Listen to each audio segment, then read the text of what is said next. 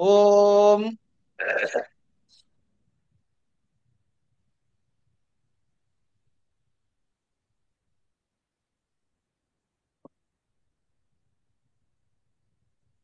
ఈ తైత్తిరీయోపనిషత్తులో ఒక భాగము అని చెప్పుకున్నాం. ఏ అందులో మూడు అనువాకాల్ని కలిపి తైత్తిరీయోపనిషత్తులోని మూడింటిని కలిపి ఈ శిక్షావల్లి, బ్రహ్మానందవల్లి, భృగువల్లి అని మూడు వల్లులుగా చెప్పారు. అందులో మీకు శిక్షావల్లి, భృగువల్లి సిలబస్ లో ఉన్నాయి. ఇది నిజం చెప్పాలంటే అమ్మా చాలా విశేషమైన లోతైనటువంటి అధ్యయనము చేయదగినటువంటి విషయం. అయితే అంత లోతుగా చెప్పుకోవాలా? ప్రశ్న నెంబర్ 1. పరీక్ష కోసం చదువుకోవాలా? ప్రశ్న నెంబర్ 2. కనుక కేవలం పరీక్ష కోసం చెబితే ఖచ్చితంగా కొంచెం కన్ఫ్యూజన్ లో ల్యాండ్ అయ్యే అవకాశం ఉంది. కనుక మరీ లోతైన అధ్యయనం కాకుండా, అలా అని ఏమీ చదవకుండా ఉండకుండా మనం చాలా జాగ్రత్తగా దీని గురించి చదువుకుందాం. ఓకేనా?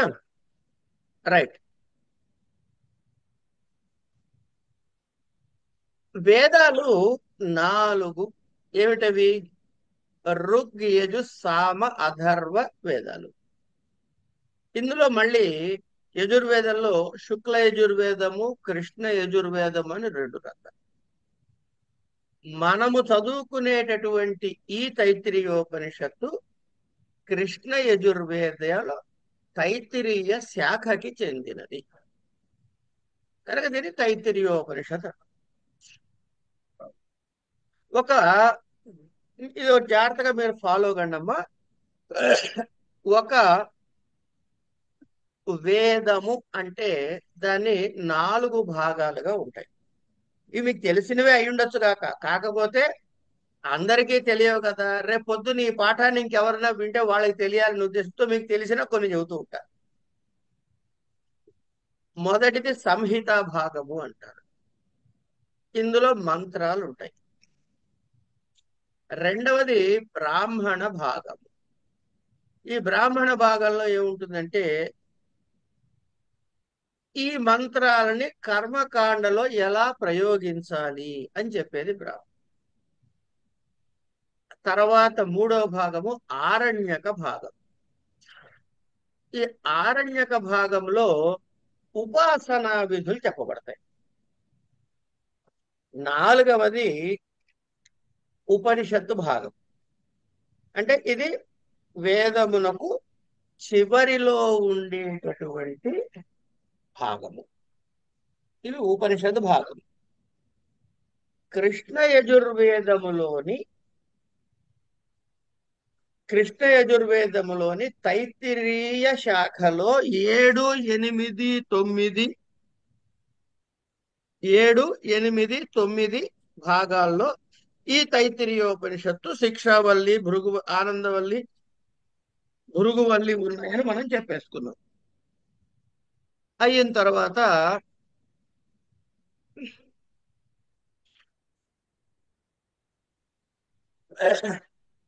ప్రతి ఉపనిషత్తులో కూడా ప్రారంభంలో ఒక శాంతి పాఠం ఉంది.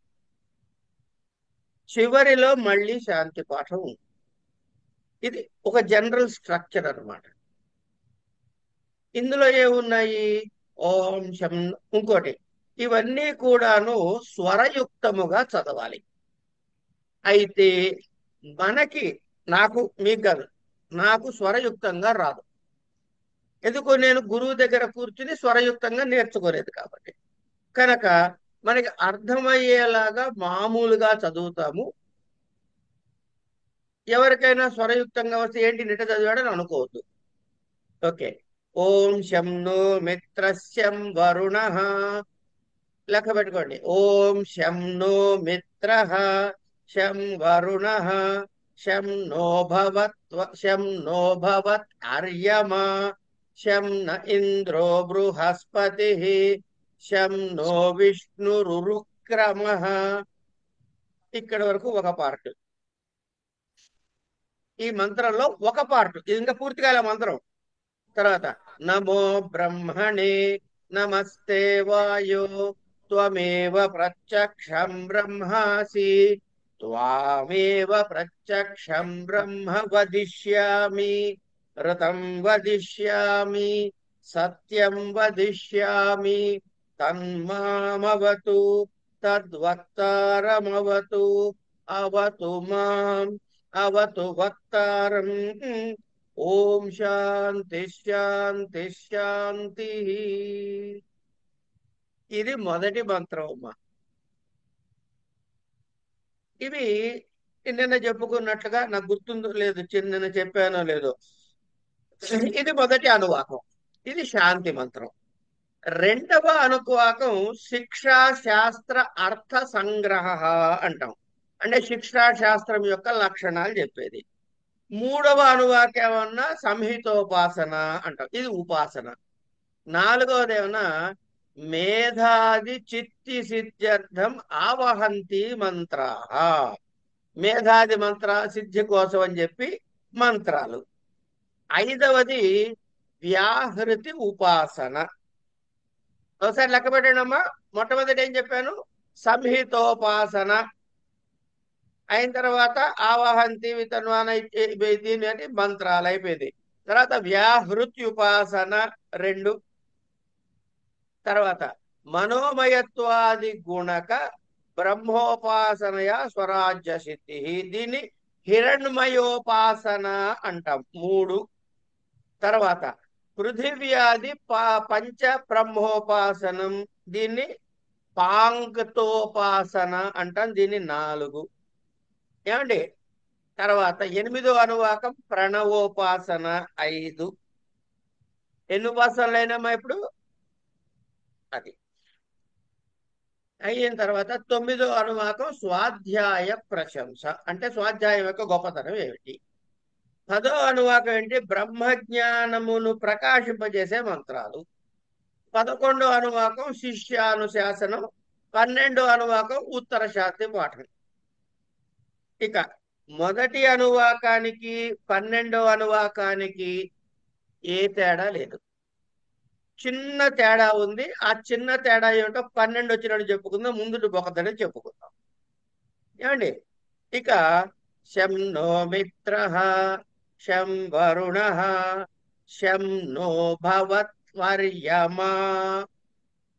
నా అంటే నహ అంటే మాకు, మనకి. ఏమండి? శం నహ, నహ అంటే మా కొరకు. మిత్ర అంటే సూర్యుడు. శం శుభాలను కలుగజేయుగాక. శం వరుణ, వరుణుడు కూడా మాకు శుభాలను కలుగజేయుగాక.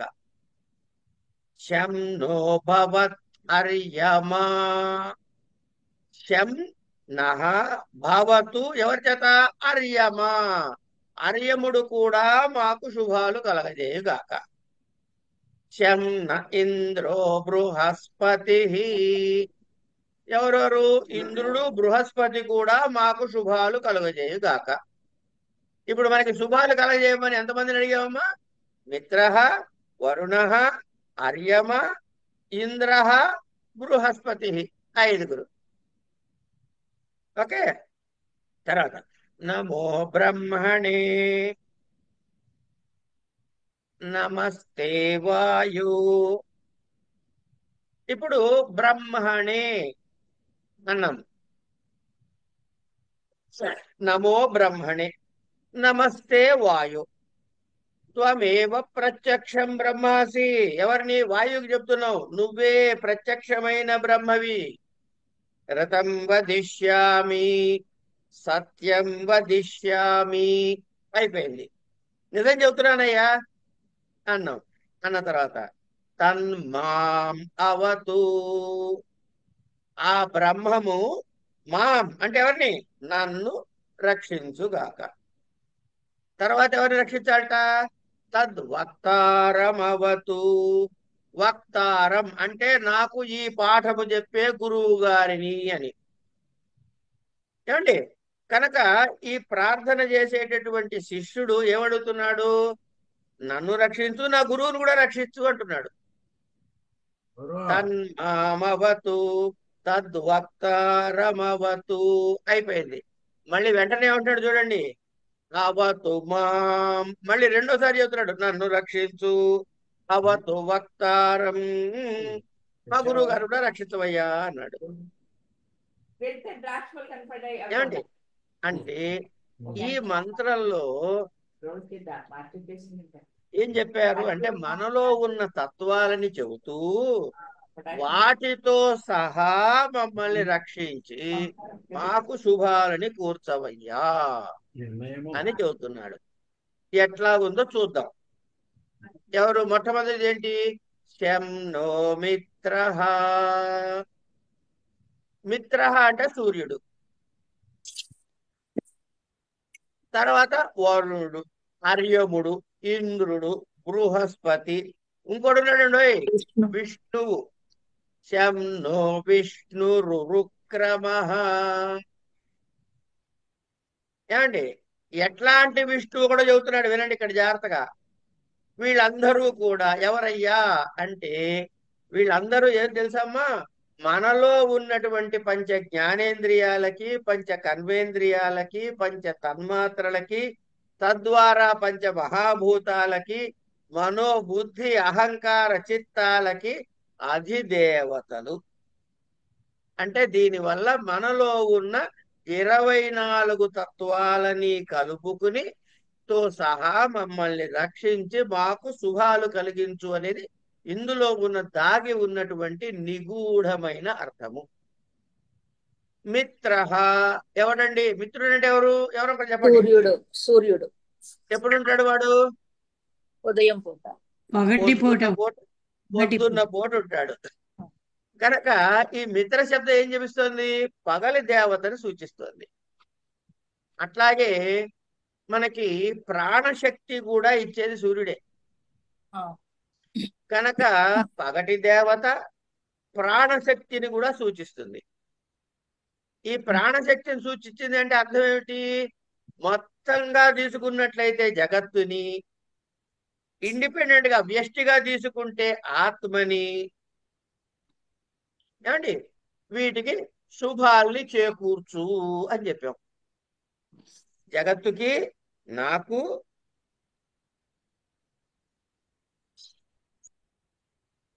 శుభాలని చేకూర్చు అని చెప్పాం.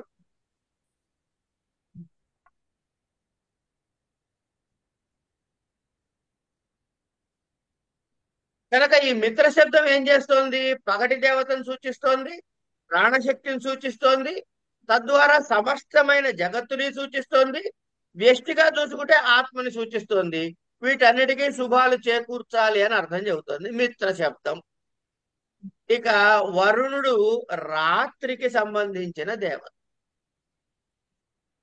ఏమండి? శం నో మిత్ర శం వరుణ అన్నాం కదా, రాత్రికి సంబంధించిన దేవత. అంటే ప్రాణశక్తి పైకి, అపానము కిందకి కదులుతాయని మనకి తెలుసు. ప్రాణము పైకి, అపానము కిందకి. ఇలా ఇప్పుడు ఏమైంది? సర్వకాల సర్వావస్థల యందు కూడా మాకు శుభాన్ని చేకూర్చండి అని చెప్పేసి ఒక దెబ్బలో. శంనో మిత్ర శం వరుణ అనటం ద్వారా మనకి ఉభయకాలముల యందు అంటే పగలు రాత్రి కూడా మమ్మల్ని రక్షించు, సర్వకాల సర్వావస్థల యందు రక్షించు. ఇక అర్యముడెవరు అంటే ఆయన కళ్ళకి దేవత అండి. ఆయన ఎవరికి దేవత? కళ్ళకి. కన్ను ఏ ఇంద్రియము? పంచేంద్రియాల్లో ఒకటి. ఏ ఇంద్రియం అమ్మా? బాహ్యేంద్రియం. ఏ ఇంద్రియం అమ్మా? జ్ఞానేంద్రియాల్లో జ్ఞానేంద్రియం. దీన్నే ఉపలక్షణం అంటారు. ఈ మాట గుర్తుపెట్టుకోండి. ఉపలక్షణం అంటే ఒకటి చెబితే మిగతావన్నీ చెప్పినట్టు అనమాట. కనుక ఇక్కడ అర్యముని చెప్పి ఒక జ్ఞానేంద్రియాన్ని రెఫర్ చేయటం ద్వారా త్వచక్షు శ్రోత్ర జిహ్వాఘ్రాణాలైన 5 జ్ఞానేంద్రియాల్ని రిఫర్ చేసినట్టు. అర్యముడు చక్షువులకి. ఇంద్రుడు దేనికి? బాహోర్బలం. బాహు అంటే చేతులు, అంటే ఏ ఇంద్రియాల్ని? కర్మేంద్రియాల్ని. ఏమిటి? సో కర్మేంద్రియాల్ని కూడా మనం ఇక్కడ స్మరించాం. ఇది అయిపోయింది. అంటే జ్ఞానేంద్రియ కర్మేంద్రియాలు రెండు వచ్చేసాయా? త్వక్చక్షు శ్రోత్ర జిహ్వాఘ్రాణాలు వాక్పాది పాణపాయుపస్థలు వచ్చేసాయి. తర్వాత ఇంకెవరిని చెప్పంటున్నావు? బృహస్పతి శంన ఇంద్రో బృహస్పతి అన్నాం కదా. కనుక ఈ బృహస్పతి దేనికి సంబంధించిన వాడు? బుద్ధికి అంతరేంద్రియం. అంటే నాలుగిటికి మనస్సు, బుద్ధి, అహంకారము, చిత్తము, ఈ నాలుగిటికి కలిపి అధిష్టాన దేవత. కనుక జ్ఞానేంద్రియాలకు, కర్మేంద్రియాలకి, మనోబుద్ధి చిత్తాహంకారాల్ని కవర్ చేసాం. వీళ్ళందరినీ పొద్దున్న రాత్రి రక్షితమన్నాం. ఇంకెప్పుడు వదిలేసామండి? ఇక్కడ వరకు వీళ్ళందరూ రక్షించేసిన తర్వాత ఏమంటే ఇప్పుడు మనం నమస్కారం పెడుతున్నాం. ఎవరికి పెడుతున్నాం? ఓం నమో బ్రహ్మణే, బ్రహ్మమునకు నమస్కారము. ఇప్పుడే వచ్చావంటే గీత, ఇందాక చున్నావా? మరి విష్ణువు ఎక్కడండి? విష్ణువు నేనే విష్ణు. అంటే బృహస్పతి వరకు చెప్పాం కదా, నెక్స్ట్ విష్ణువు. వస్తున్నా వస్తున్నా వస్తున్నా. అక్కడ ఉన్నాడు కదా విష్ణు. విష్ణు రురుక్రమ అన్నాం కదా. ఉరుక్రమ అంటే తెలుసా అండి? తెలియదండి. పాదాల విస్తారంగా కాళ్ళు దాపిన వాడు, అంటే త్రివిక్రమ అవతారాన్ని సూచిస్తున్నాం అక్కడ. వామన అవతారం. వామన కాదు, వామన తర్వాత త్రివిక్రముడు. ఏమండి? ఎప్పుడైతే త్రివిక్రమ అవతారం చెప్పారో ఆయన ఎన్ని లోకాల్ని కవర్ చేశాడు? 3 లోకాల్ని కవర్ చేశాడు అన్నారు. 3 లోకాలంటే ఏమిటి? జాగ్రత్త అవస్థ, స్వప్నావస్థ, సుషుప్తి అవస్థ. జాగృతి, స్వప్న, ఇంకా సుషుప్తి. సుషుప్తి అవస్థ అయిపోయింది. ఇప్పుడు నమస్కారం పెడుతున్నాం. ఎవరికి పెడుతున్నాం? నమో బ్రహ్మణే. బ్రహ్మణే అన్నాము. నిర్గుణ బ్రహ్మమునకు నమస్కారము. అయితే మనకి నిర్గుణ బ్రహ్మము అనుభవంలోకి వస్తాడా? కష్టం. అనుభవంలో ఉన్నది, ఆ తత్వం ఉన్నది, చైతన్యం ఉన్నది, కానీ మనకి అనుభవంలోకి రాదు. కనుక మనకి మొట్టమొదటిగా అనుభవంలోకి వచ్చేటటువంటి బ్రహ్మము యొక్క లక్షణం ఉన్నటువంటి వస్తువు ఏమిటయ్యా అంటే బ్రహ్మము సర్వవ్యాపకమైనది. ఏమండి? సృష్టి క్రమం ఎలా చెబుతారంటే అవ్యక్తాన్ మహతః మహతో ఆకాశ. ఇక్కడి వరకు మీకేం కనపడవు, అనుభవంలోకి రావు. ఆకాశాత్ వాయు, ఇక్కడ స్పర్శ తెలుస్తుంది. అందుకని ఆ నిర్గుణ పరబ్రహ్మము తర్వాత మనకి అనుభవంలోకి వచ్చే బ్రహ్మం ఏదయ్యా అంటే వాయువు. అందుకే నమస్తే వాయు. ఈయన ఎవట? త్వమేవ ప్రత్యక్షం బ్రహ్మాసి. మనకు అనుభవంలోకి వస్తున్నాడుగా, అందుకని నువ్వు మాకు ప్రత్యక్షంగా బ్రహ్మమై ఉన్నావు. ఎందుకు? మనలో అదే కాదు, వాయువుకి ఇంకో కారణం కూడా ఉందండి. నువ్వు ఎందుకు బతుకున్నావురా అంటే నా లోపల చైతన్యం ఉంది గనక. ఈ చైతన్యం ఎలా ఉంది రా నాయన అంటే ప్రాణ రూపంలో ఉంది గనక. ప్రాణవాయువు. వాడు ప్రాణం ఢామ్ అని అంటే వాళ్ళు ఏంటంటే లెక్కగా ఈ ప్రాణానికి ఇంకో పేరేమిటి? వాయువు. కనుక త్వమేవ ప్రత్యక్షం బ్రహ్మాసి, మనలో ఉన్న ప్రాణమై ఉన్న వాయువే ప్రత్యక్షమైన బ్రహ్మము. ఏమండి? త్వమేవ ప్రత్యక్షం బ్రహ్మాసి త్వమేవ ప్రత్యక్షం బ్రహ్మ వదిష్యామి. నువ్వే బ్రహ్మవేం చెబుతున్నావు కూడా సత్యాన్ని. ఎట్లా? ఋతం వదిష్యామి, సత్యం వదిష్యామి. అంటే ఋతము అన్నట్టుగా శాస్త్రీయమైన విషయము చెబుతున్నాను. నేను నమ్మినటువంటి విషయాన్ని, నాకు అవగతమైన నిత్య సత్యాన్ని చెబుతున్నాను. ఇప్పుడు మీరు ఏం చేయాలయ్యా? ఈ కేటగిరీలో మీరు అందరూ ఏం చేయాలయ్యా? అంటే త్వం ఏంటి తన్ మాం అవతు తత్ మాం అవతు, ఆ బ్రహ్మము నన్ను రక్షించుగాక. ఇక్కడ ఒక చిన్న విషయాన్ని బాగా జాగ్రత్తగా విని గుర్తుపెట్టుకోండి. బ్రహ్మ అంటే బ్రహ్మ విష్ణు మహేశ్వరులో ఒకడు. బ్రహ్మ అన్నా అనుకోండి, బ్రహ్మ విష్ణు మహేశ్వరుడు. ఇక్కడ బ్రహ్మ పుంలింగ శబ్దం. అదే పరమాత్మ చైతన్యము నిర్గుణ పరబ్రహ్మము గురించి చెబితే అది నపుంసకలింగ శబ్దం. కనుక బ్రహ్మము. మనం రక్షించాల్సింది బ్రహ్మము, ఆ చైతన్యము. కనుక ఇక్కడ తత్ మాం అవతు, అందుకని అక్కడ నపుంసకలింగ శబ్దం వాడారు. తన్మామవతు తద్వక్తారమవతు, అదే బ్రహ్మ పదార్థము నా గురువును కూడా రక్షించుగాక. అవతు మాం, నన్ను రక్షించు. అవతు వక్తారం, నా గురువును కూడా రక్షించు అని ప్రార్థన చేసామండి మనం. సరిపోయిందా? లెక్క ఇంకేమైనా తేడా ఉందా? చెప్పండి. ఇది ఎంత విన్నట్టుగా ఉంది. మన పూజలు అప్పుడప్పుడు చదువుతూ ఉంటారు, చేస్తారు కదా. ఆ ఓం శం నో మిత్రస్యం వరుణః శం నో భవత్వర్యమా శం న ఇంద్రో బృహస్పతి శం నో నః, మా కొరకు మిత్రః సూర్యుడు, దినః ప్రాణః అధిపతి సూర్యః, శం కళ్యాణప్రదుడగుగాక. వరుణః రాత్రికి అపాన వాయువుకి అధిపతి అయిన వాడు వరుణుడు, ఆ కళ్యాణుడు. అర్యముడు చక్షువుడు సూర్యమండలానికి అధిపతి.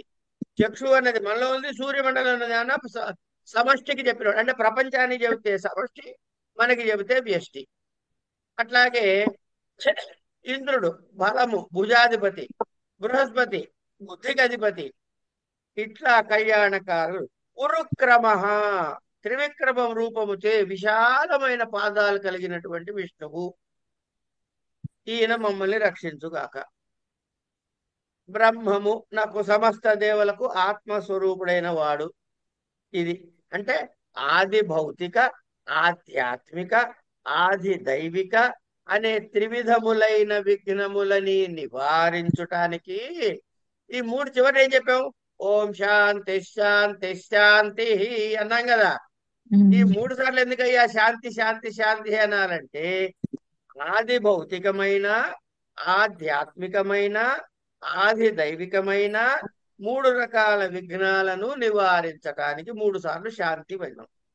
ఇంతకీ ఆది భౌతిక, ఆధ్యాత్మిక, ఆది దైవిక అంటే ఏంటి తెలుసా తెలియదా? అప్పుడు చెప్తాము సాంఖ్యకారికలు. ఆ అది తెచ్చి ఇక్కడ చదువుకోండి. అక్కడ సాంఖ్యకారికలు తెచ్చి ఇక్కడ చదువుకోండి. అయిన తర్వాత తద్మామవతు తద్వక్తారమవతు అవతు మాం. ఎప్పుడైనా సరే ఒక చెప్పదలుచుకున్న విషయము ముగిసింది అని చెప్పాలంటే 2 సార్లు చెప్తారు. అందుకని ఇక్కడ తన్మామవతు అవతు మాం, తద్వక్తారమవతు అవతు వక్తారం అని 2 సార్లు చెప్పారనమాట. ఈ ద్విరుక్తి అంటారు దీన్ని. ఇది శాంతి పాఠం ముగిసింది అని చెప్పడానికి. ఇక్కడ ఏం చెప్పాడు? మానవుడు తన జీవితాన్ని దిద్దుకొనటానికి ఇహ పరలోకాలకి సంబంధించినటువంటి ఉత్తమమైన ఫలితాల్ని పొందగలుగుతాడు ఎప్పుడు? బ్రహ్మ విద్యను నేర్చుకుంటే. ఆ బ్రహ్మ విద్యను నేర్చుకునే విషయంగా మన ముందుకు తీసుకెళ్తున్నాడు. ఎప్పుడు మనకేమీ తెలియదు కనుక అక్కడ ప్రారంభం చేసి చివరికి వెళ్ళేటప్పటికి చూస్తే ఒక గురుకులంలో గురువు దగ్గర ఏమీ తెలియని బండ శిష్యుడిని ప్రవేశపెడితే వాడిని ఉత్తమమైనటువంటి వ్యక్తిత్వంతో బయటికి పంపిస్తాడు అనేది ఇందులో తెలుస్తుంది మనకి. ఇది అయిన తర్వాత శిక్షాం వ్యాఖ్యాస్యామః వర్ణస్వరః మాత్రాబలం సామసంతానః ఇత్యుక్తః శిక్షాధ్యాయః. ఇదేనా అండి ఉంది మీ పుస్తకంలో? వేరే ఏమైనా ఉందా? ఇదే ఉందండి. రైట్. శిక్షాం వ్యాఖ్యాస్యామ. అంటే శిక్షని గురించి చెబుతున్నానయ్యా. ఏమిటి? వ్యాఖ్యాస్యామ అంటే వ్యాఖ్యానించుకుందాం, వ్యాఖ్యానించుకుందాం. ఏమండి? ఏమిట? వర్ణ. వర్ణం అంటే ఏమిటో తెలియాలి. స్వర అంటే ఉదాత్త అనుదాత్త స్వరితాల వివరాలు తెలియాలి. మాత్ర. మాత్ర అంటే ఏకమాత్ర ద్విమాత్ర ఏకమాత్ర, ద్విమాత్ర, త్రిమాత్ర. దీనికి ఎట్లా అంటాం? హ్రస్వ దీర్ఘ ప్లుతములు అంటాం. పరస్పరీకృతాలు. బలం అంటే ప్రయత్నం అన్నమాట. అంటే ఏమిటి? బాహ్య ప్రయత్నము, ఆభ్యంతర ప్రయత్నం. సామః అంటే సామ అంటే ఎంత ఉచ్ఛ్వాసంతో ప్రకటించాలి దాన్ని అని. సంతాన దీనికి దాని మధ్య ఎంత గ్యాప్ ఉండాలి అని. శిక్షాధ్యాయ వేదోచ్చారణ యొక్క శిక్షాధ్యాయము. ఉక్త చెప్పబడినది అంటే వేదోచ్చారణ నియమాలని వర్ణిస్తూ గురువు వాటి యొక్క రూల్స్ చెబుతున్నాడు అనమాట. వర్ణోచ్చారంలో ఉదాత్త అనుదాత్త స్వరితాలు, తర్వాత వీటి యందు చాలా జాగ్రత్త అయిన గమనిక ఉండాలి. అపశబ్దాలు పలకరాదు. తర్వాత వీటి చెప్పేటప్పుడు ఆ బాహ్యాభ్యంతర ప్రయత్నాలు స్పష్టంగా మనకి తెలియాలి. ఇలా చేస్తే వర్ణోచ్చారణ, స్వరము, మాత్ర, ప్రయత్నము, సామగాన రీతి, సంధి, ప్రకృతి, భావము ఈ 6 నియమాలతో శ్రద్ధగా పాటించాలి. ఏమండి? దీనికి మనకి పతంజలి మహాభాష్యంలో ఒక విషయం చెప్పాడు. దుష్ట శబ్ద స్వరతో వర్ణతో వా. దుష్ట శబ్ద స్వరతో వర్ణతో వా మిథ్యా ప్రయుక్తో న తదర్థమాహ స వాగ్వజ్రో యజమానం హి నస్తి యథేంద్రశత్రుస్వరతోపరాధాత్ అంటాడు. ఇంద్రశత్రు అని ఒక మాట ఉందండి. ఇంద్రశత్రు అంటే ఏమిటి అంటే ఆయన తపస్సు చేస్తాడు, యజ్ఞాన్ని చేయడానికి కూర్చున్నట్ట. కూర్చుని నాకు ఇంద్రుడిని చంపేటటువంటి కొడుకు కావాలి అని యజ్ఞం చేయడం మొదలెట్టాడు. ఇక్కడ ఈ స్వరము యొక్క ఇంపార్టెన్స్ ఏంటంటే ఆదిలో ఉన్న లెక్క ఏదో ఉంది. మనం ఇప్పుడు దాని గురించి ప్రత్యేకంగా మీరు నేర్చుకోవాల్సిన అవసరం లేదు. పూర్వపదములో ఉన్న స్వరంతో కంటిన్యూ అయితే ఒక విధంగా బహువ్రీహిగా, ఇంకోలా స్వరం ఉచ్చరించినట్టయితే గనక అది తత్పురుష సమాసంగా అర్థం చెప్పాలి అని శాస్త్రం. అంత దాకా ఎందుకండి? తిన్నావా అన్నాను అనుకోండి, ఏమర్థమైంది మీకు? తిన్నావా లేదా? తిన్నావా అని అర్థమైంది. తిన్నావా అన్నాను అనుకోండి కొంచెం మార్చి, అంటే నువ్వు కూడా తినేసావా అనో, లేక అయ్యో అట్లా తినకూడదు తిన్నావా అనో అర్థం మారిపోయిందా లేదా? మారిపోయింది. అది ఏ వాడెవడో కోర్టులో ప్రమాణం చేయమంటారు జడ్జి గారి ముందు. సరదాగా చెబుతా వినండి, మరి అన్ని సీరియస్ గా చదువుకోకూడదు. చెప్పబోయా నేను చెప్పినట్టు అన్నట్ట. చెప్పండి. దేవుని ఎదుట ప్రమాణము చేసి అంతా నిజమే చెబుతాను, అబద్ధం చెప్పను అనమన్నట్ట. ఏమనమన్నాడమ్మా? దేవుని మీద ప్రమాణం చేసి అంతా నిజమే చెప్తాను, అబద్ధం చెప్పను అనమన్నాడు. వాడు అదే మాట్లాడాడు, ఒక్క అక్షరం మార్చలే. దేవుని ఎదుట ప్రమాణం చేసి అంతా నిజమే చెబుతాను, అబద్ధం చెప్పను అన్నట్ట. అంటే నువ్వు అరిచి గీ పెట్టినా నిజం చెప్పనరా, అబద్ధమే చెబుతానని చెప్పి ఒక్క అక్షరం మార్చలేదు. కానీ అర్థం ఎంత మారిపోయిందో చూడండి కదా. అట్లా అందుకని దుష్ట శబ్ద స్వరతో వర్ణతో వా విద్యా ప్రయుక్త న తదర్థమాహ వాగ్వజ్రో. అది వాక్కే వజ్రాయుధంలా తయారై, ఇంద్రుడి వజ్రాయుధంలా తయారై యజమానం హీనస్తి, యజమానిని చంపుతుంది. ఎట్లా? యథేంద్ర శత్రుస్వరతోపరాధాత్. ఇంద్రశత్రు శబ్దంలో వాక్కుని తప్పుగా ప్రయోగించడం ద్వారా ఇంద్రుడిని ఎవడైతే ఇంద్రుడిని చంపగలడో అలాంటి కొడుకు కావాలి అనుకునేటటువంటి మంత్రానికి ఇంద్రుడి చేత చంపబడగలిగినటువంటి వాడు కలగాలి అని వాడు అర్థం వచ్చేలా వాడు చెప్పి చేయించారు వాడి చేత. అది శబ్దానికి అని పతంజలి మహాభాష్యంలో ఉంటుంది. కనుక మనం ఇవి నేర్చుకోవాలి అని చెప్పారు అన్నమాట. ఇది చెప్పి అంటే ఈ ఇది అయిన తర్వాత ఇక్కడ ఏం చెప్పారు మనకి, ఇది మనము శిక్షణ గురించి వివరంగా చర్చించుకుందాం అన్న వాక్యంతో ప్రారంభమైంది. ఇందులో ఏమేం చెప్పారు? వేదాంగాలు ఏమిటి ముందు తెలుసుకోవాలి. 6 వేదాంగాలు ఉన్నాయి. ఏమిటవి? అవి శిక్ష, వ్యాకరణం, ఛందస్సు, జ్యోతిషం, నిరుక్తం, కల్పం. ఇవి వేద అంగములు. అంటే ఒక వేదం నేర్చుకోవాలంటే ముఖ్యముగా ఇవి రావాలి. ఏమండి? కనుక ఇవి నేర్చుకోవడానికి అంటే ఏం కావాలి అంటే ముందు అందులో ఏం చెప్పాడు? వ్యాకరణం తెలియాలి. వ్యాకరణం ఎట్లా తెలుస్తుంది? అందులో వర్ణము, స్వరము, మాత్ర, బలము, సామ, సంతాన అనే ఈ 6 విషయాలు నేర్పిస్తారు. ఇవి ఎక్కడ తెలుస్తాయి అంటే మొట్టమొదటిగా మనం తెలుసుకోవాల్సింది ఏమిట్రా అంటే మాహేశ్వర సూత్రాలు. ఇవి మరి చెప్పేశారండి. మీరు ఎప్పుడు అందులో మేము మర్చిపోయాం కానీ అనకండి. సంజ్ఞా ప్రకరణం ఏమిటవి? అయి ఉండ్రొక్కేయో అయ్యో చయపరట్లంగమగణనం వాయిస్ జవై బ్రేక్ అవుతోంది నీది. కఫ చట చటతో కపై శససర హల్. ఈ 14 మాహేశ్వర సూత్రాలు. ఇది అయిన తర్వాత ఏం చెప్పారు అంటే వీటన్ని ఈ మాహేశ్వర సూత్రాల్ని మళ్ళీ మనం అన్ను, అచ్చు అని ప్రత్యాహారాలు చేసుకున్నాం. ఇవన్నీ ఏమిటి? వర్ణములు. ఏమండి?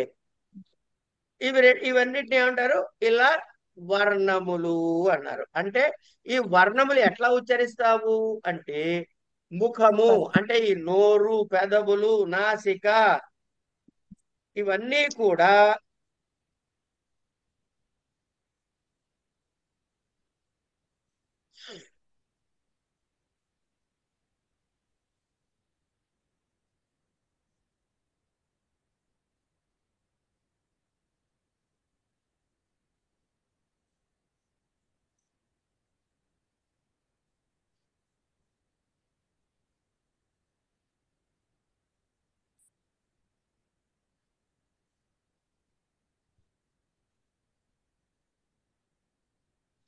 ఉమ్, ఇవన్నీ కూడా ఏం చెబుతున్నాను మర్చిపోయాను.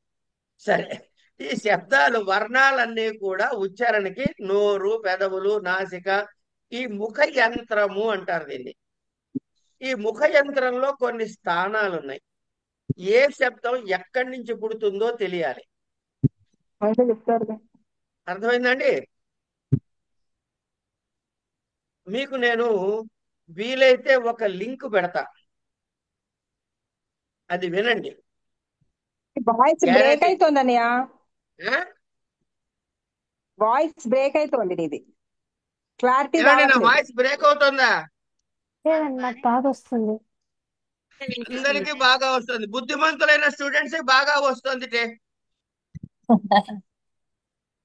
నే గీత, బుద్ధిమంతురాలు కాదు, అందరికీ తెలుసులే. బుద్ధిమంతులైన స్టూడెంట్స్ అందరికీ బాగా వస్తుంది. మరి ఫోన్లే కానీ నీకే సరిగ్గా రావట్లే. కాదు. సరే కానీ విను ఏం చేస్తుంది? విను విను జాగ్రత్త. లేదా ఇటు వచ్చే ఇంట్లోకి వచ్చే ఇక్కడ కూర్చుని విందు కానీ అక్కడ అర్థం కాకపోతే. సరే, ఇలా ఈ వర్ణాలు ముఖ యంత్రం నుంచి వస్తాయి. ఇంతకీ చెబుతుంది అంటే ఒక వీడియో పెడతా, వీలైతే చూసి దొరికితే పెడతా. అది మీకు అర్థం కాదు కానీ జాగ్రత్తగా వినండి. అందులో ఏం చెబుతారో మీకు తర్వాత ఏం చెబుతాడంటే, ఇప్పుడు ఉదాహరణకి అనంత అన్నాడు అనుకోండి. అకార, అకారం తర్వాత వచ్చేది నకారము, నకారం తర్వాత వచ్చే అనుస్వారము, అనుస్వారం వచ్చే తకారము, తకార అకారములు, ఇట్లా దాని వర్ణ స్వరాలన్నీ కూడాను చెబుతాడు ఆయన క్రమంగా. ఉదాత్తంగా ఏది పలకాలి, అనుదాత్తంగా ఏది పలకాలి, రెండింటి మధ్యలో ఎంత గ్యాప్ ఉండాలి, ఈ వివరాలన్నీ ప్రతి పదానికి వైదికంగా ఎలా చెప్పాలో అవన్నీ చెప్పింది. ఒక పదం మీకు ఎగ్జాంపుల్ కి పంపిస్తా, తర్వాత దొరికితే పంపిస్తా. అది బహుశా ఫేస్బుక్ లింక్ దొరుకుతుంది, అది పెడతా. ఎవరికైనా ఫేస్బుక్ లింక్ ఉంటే ఓపెన్ చేయండి, వినపడుతుంది. లేకపోతే దొరకకపోతే చెప్పండి, రేపు అది నేను ఐడెంటిఫై చేసి రేపు మీకు చూపిస్తా ఇక్కడ. ఓకే, సరే, అది పక్కన పెట్టేయండి. ఇప్పుడు అంటే ఏమైందనమాట, వర్ణాలు తెలిసిపోయినా లేదా మీకు? తర్వాత పదాలు. వర్ణము, వర్ణ, ఏమిటవి? ఆ నుంచి ఆహా వరకు ఉండే స్వరాలు, తర్వాత హల్లుల్లో కాచాట తాప స్పష్టములు. వర్గాక్షరాలు, ఉమ్. యారా లావాలు శేషాసాహాలు, ఇవన్నీ ఉన్నాయి కదా, ఇవన్నీ వస్తాయి. ఇవి ఎక్కడి నుంచి వస్తున్నాయి అంటే అకుహ విసర్జనీయానాం కంఠ. ఇది చెప్పుకున్నాం మనం వ్యాకరణంలో. అవునండి. మనం ఆ, సంజ్ఞా చెప్పుకున్నాం. ప్రకరణంలో సంజ్ఞా సంజ్ఞా ప్రకరణం ప్రకరణం. చెప్పుకున్నాం కనుక అది ఒకసారి గుర్తు చేసుకోండి, మళ్ళీ చెప్పక్కర్లే ఇప్పుడు.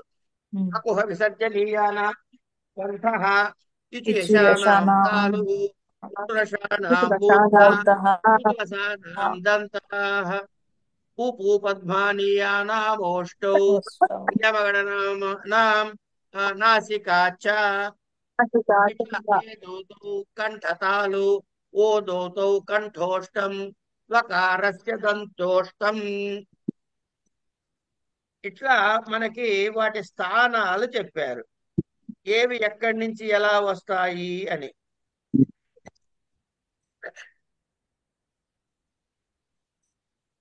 క్లాసులో ఉన్నాను, అరగంట తర్వాత క్లాస్ అవుతుంది.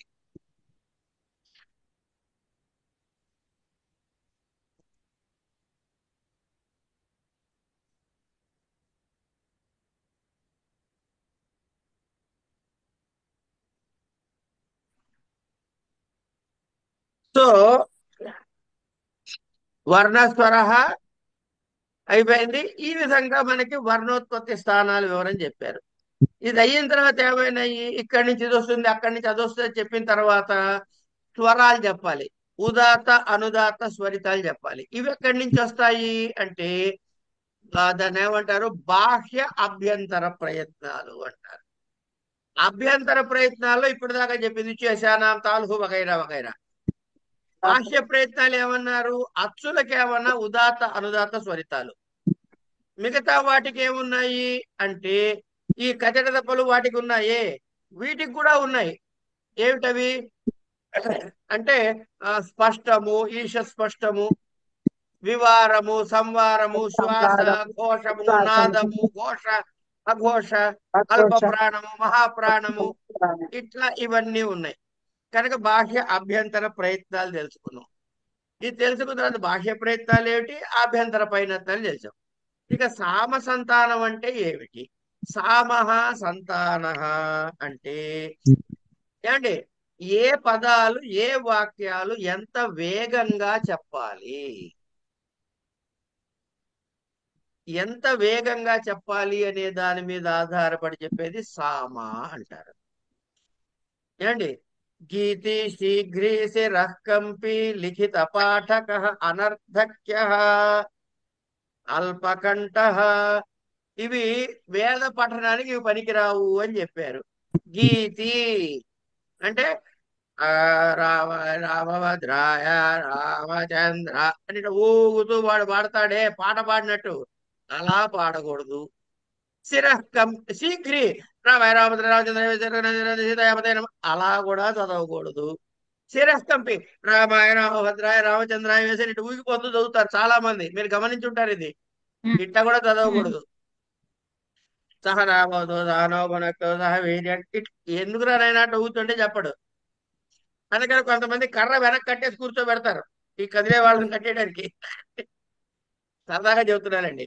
తర్వాత లిఖిత పాఠక, ఇది చాలా ముఖ్యమైనది. రాసింది చదవకూడదుట, గురుముఖత విని నేర్చుకుని చదవాలి. అల్పకంఠ, నెమ్మదిగా ఎవరికి అర్థమై చదవకుండా చదవకూడదు. ఇట్లా వేదోచ్చారణకి అనేకమైన నియమాలు పెద్దలు చెప్పారు. తర్వాత ఇది సామః అంటే ఎంత స్పీడ్ లో చదవాలి అని. సంతాన, ఈ సంతాన పదం ఎప్పుడైనా విన్నారా? ఎవరైనా వినలేదా? ఏమి గీత నువ్వు విన్నావే? విన్నా సంతా సంతాన ఈ సంతానం అలా కాదు కదా. చేయటం, కలవటం, సంధి చేయటం. సమంగా చదవటం అనుకుంటా. రాగం తానం పల్లవి ఏంటో చూసారా? ఆహా, ఆ ఆ తానా. తానమే ఈ సంతానం. ఓహో, ఓకే ఓకే. ఎక్కడ తానంలో ఎక్కడ ఉన్నాలి అని. తానంతో సమ్యక్ కలిపి సమ్యక్ తానం సంతానం అంటే చదివేటప్పుడు ఎక్కడెక్కడ ఆపాలి. హలో తల్లి హలో వద్దమ్మలు కళ్ళెక్కడ ఉంటదే. ఎక్కడ ఆపాలి, ఎక్కడ ఆపకూడదు, ఎక్కడ ఆపాలి, ఎక్కడ ఆపకూడదు అని చాలా జాగ్రత్తగా. ఏమండి ఇప్పుడు గీత నీకు బుద్ధి లేదే అందాం అనుకున్నాం అనుకో కాసేపు, నేను గీత దగ్గర ఆపాలి. ఆపకుండా చెప్పేసి ఎట్టా కుదురుతుంది? కనుక ఏ పదాన్ని ఎక్కడ ఆపాలి, ఎక్కడ ఆపకుండా చదవాలి అనే విషయం మనకి తెలియాలి. దీన్ని సంతాన అంటారు. ఏమండి ఇప్పుడు మీకు మంచి ఒక శ్లోకం చెబుతా, సరదాగా వినండి. శ్రీకృష్ణ యదుభూషణ నరసఖ శృంగార రత్నాకర అని కృష్ణుడి మీద ఒక శ్లోకం ఉందండి. ఎప్పుడైనా విన్నారా ఈ శ్లోకం? లోకద్రోహి నరేంద్ర వంశదహన అని ఏదో నడుస్తుంది ఆ శ్లోకం అంతా. ఇప్పుడు కృష్ణ ఆపారు, యదుభూషణ ఆపారు, నరసఖ ఆపారు, శృంగార రత్నాకర ఆపారు. తర్వాత ఎక్కడ ఆపాలి? లోకద్రోహి నరేంద్ర వంశదహన అని ఒకటేసారి అనాలి. ఈ మనకి ఓపిక లేక లోకద్రోహి అని ఆపేవాడు కృష్ణుడు లోకద్రోహి అవుతాడు. ఏ నరేంద్ర వంశదహన రాజులు తగలబెట్టేవాడా? ఎంత అర్థం మారిపోయిందండి.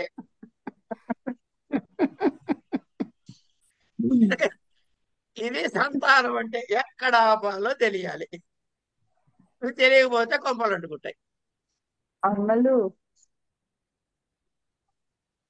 ఇట్లా మనం జాగ్రత్తగా చదవాలండి.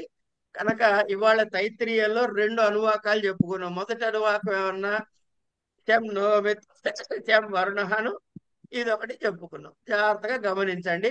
ఓసారి మళ్ళీ మీరు వ్యాకరణ పాఠం తీసి ఈ వర్ణ స్వర మాత్ర బలం సామ సంతాన ఒకసారి చూసుకొచ్చారంటే ఇక్కడ అక్కడ కూడా కలిపి రాసుకోవచ్చు. సరేనా? ఇప్పుడు ఎగ్జామ్స్ లో ఇలా శ్లోకం అంతా ఇస్తే నేను తాత్పర్యం రాయాలండి. అక్కడ పరీక్ష సంగతి మనకి ఎందుకమ్మా, మనం అప్పుడు ఆలోచిద్దాం వాటి గురించి.